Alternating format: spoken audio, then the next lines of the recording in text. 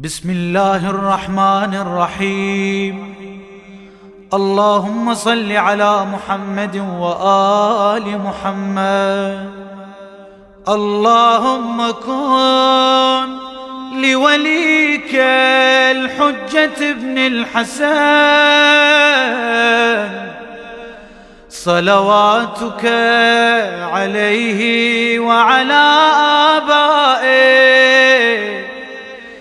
في هذه الساعة وفي كل ساعة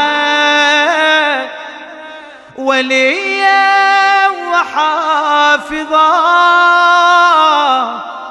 وقائدا وناصرا ودليلا وعينا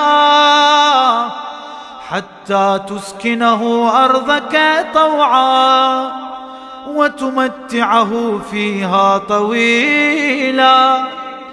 يا مدبر الأمور،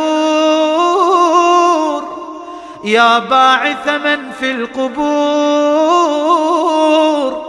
يا مجري البحور،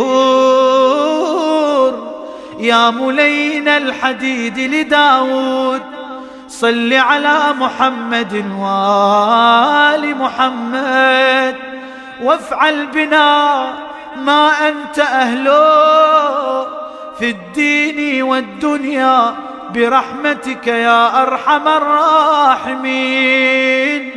وصلى الله على محمد وآله الطيبين الطاهرين.